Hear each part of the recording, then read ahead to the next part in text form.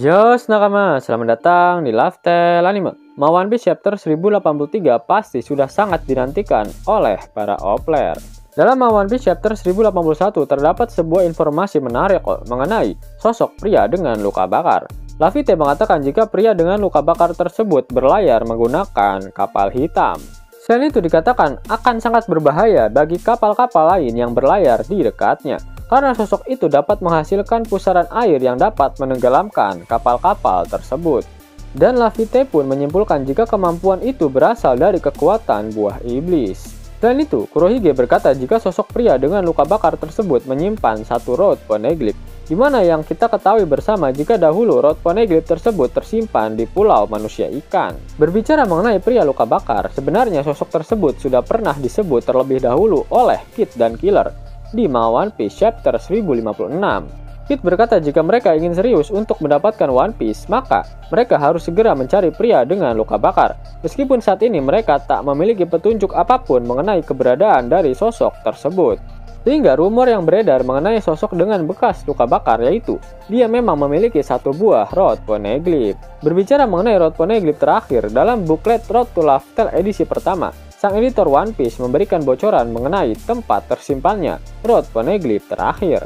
Pertama adalah Hachinosu, kedua adalah Elbaf, dan ketiga adalah Vira. Hachinosu merupakan markas milik Kurohige dan sudah dikonfirmasi pada One Piece Chapter 1081 jika Kurohige tak memiliki Road Poneglyph. Kedua yaitu Elbaf. Elbaf merupakan kampung halaman milik ras raksasa. Menurut informasi dari Dr. Vegapunk, di Elbaf saat ini ada sosok Jaguar di Saul yang sedang bersembunyi sembari menjaga semua buku-buku milik Sarjana Ohara. Dikatakan juga jika Saul mendapatkan perban di seluruh tubuhnya setelah terjadinya insiden Buster Call di Pulau Ohara. Apakah Saul adalah sosok pria dengan luka bakar atau dia hanya dijadikan sebagai alibi oleh Oda Sensei untuk menggocek para player? Selain dari luka api, ada ciri khusus lain yang dikatakan oleh Laffy, yaitu dia menggunakan kapal berwarna hitam dan dia mampu membuat pusaran air dengan kekuatannya. Saul lebih memilih bersembunyi di Pulau Elbaf, sehingga tak mungkin jika dia terkenal dengan kapal miliknya. Selain itu, Saul juga bukan pemakan buah iblis, sehingga kecil kemungkinan jika Saul lah sosok dengan luka bakar yang dimaksud oleh banyak orang. Lokasi terakhir dari Road Poneglyph yang dibocorkan oleh editor yaitu Vira. Jika kalian lupa, Vira merupakan tempat yang sudah menjadi bagian dari pasukan revolusioner setelah terjadi pemberontakan di tempat tersebut. Apakah selama ini Road Poneglyph terakhir disimpan oleh pasukan revolusioner dan ternyata sosok dengan luka bakar adalah Monkey D. Dragon? Terdapat beberapa bukti jika Dragon lah sosok yang dijuluki sebagai pria dengan luka bakar. Pada One Piece Chapter 1066 diketahui jika Dragon dan Dr. Vegapunk bertemu di bekas reruntuhan Pulau Ohara. Dan sejak saat itu, Dragon memutuskan untuk melanjutkan tekad milik Ohara. Dan beberapa saat kemudian, Dragon membentuk pasukan revolusioner bersama dengan Ivankov dan Bartolomeo Kuma. Nah, jika benar Dragon melanjutkan tekad dari Ohara, maka kemungkinan besar dia juga mengetahui tentang Poneglyph. Bahkan Dragon juga menaruh perhatian lebih pada sosok Nico Robin. Ditambah lagi, Robin diberi julukan sebagai cahaya revolusioner karena hanya dia saat ini yang diketahui bisa membaca tulisan Poneglyph. Pasti muncul pertanyaan jika memang Road Poneglyph terakhir ada pada Dragon, kenapa dia tak memperlihatkannya pada Robin?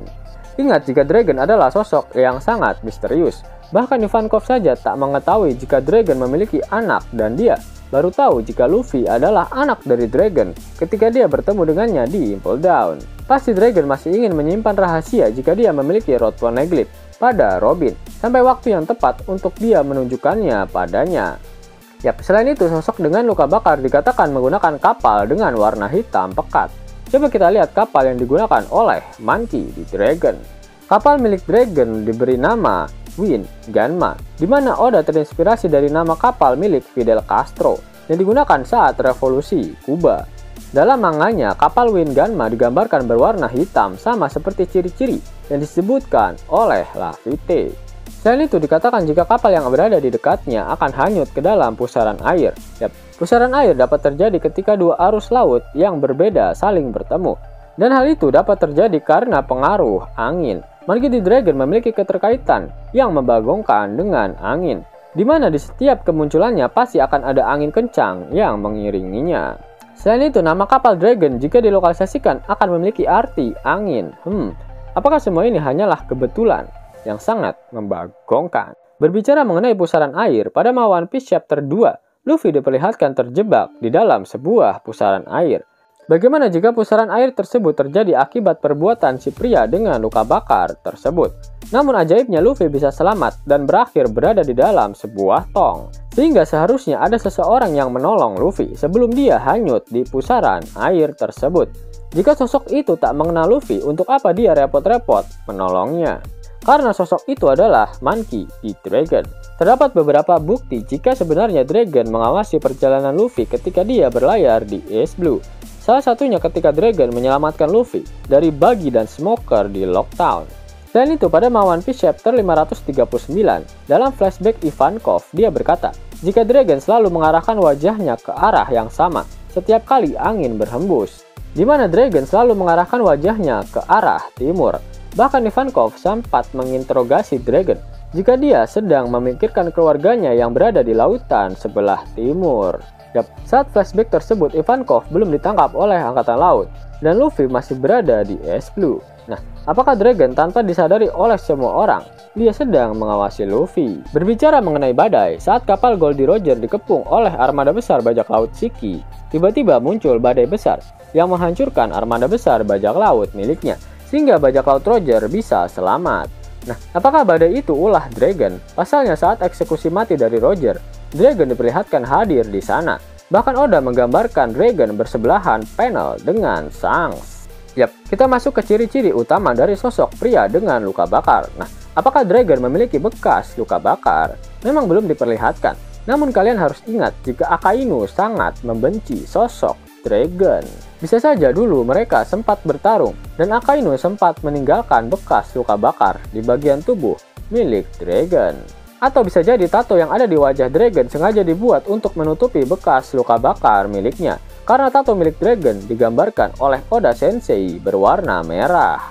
Sebagai penutup, terdapat satu bukti lagi jika Dragon adalah sosok pria dengan luka bakar.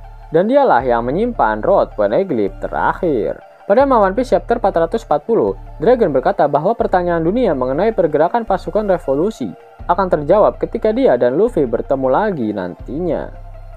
Dragon harus bertemu dengan Luffy agar anaknya bisa menuju ke Laftel untuk mendapatkan informasi mengenai abad kekosongan, karena Dragon yang menyimpan Rod Poneglyph terakhir. Dan setelah Luffy mengetahui rahasia dunia ini, dia dan Dragon akan bersama-sama menghancurkan pemerintah dunia.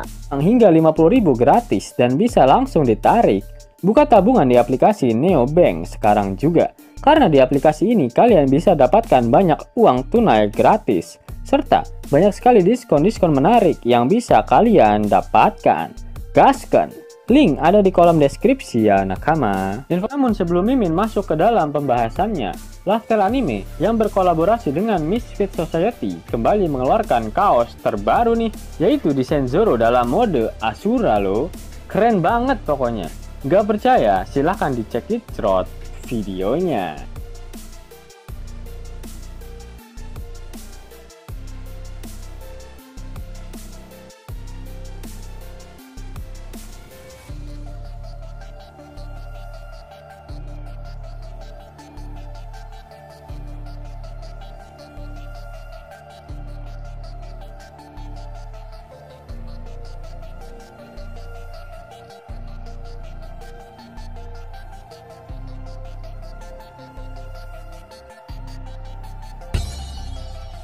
Bagaimana? Keren kan? Bagi kalian nakama Opler, terutama para fan gaynya Babang Marimo, kudu wajib harus punya baju ini. Gaskan! Link pemesanan ada di kolom deskripsi ya nak. Jos nakama, itulah video teori mengenai identitas dari sosok dengan luka bakar. Jika kalian menyukai video ini, jangan lupa klik like, share, dan subscribe channel ini ya, agar nakama semua tak ketinggalan info menarik seputar One Piece. Arigato!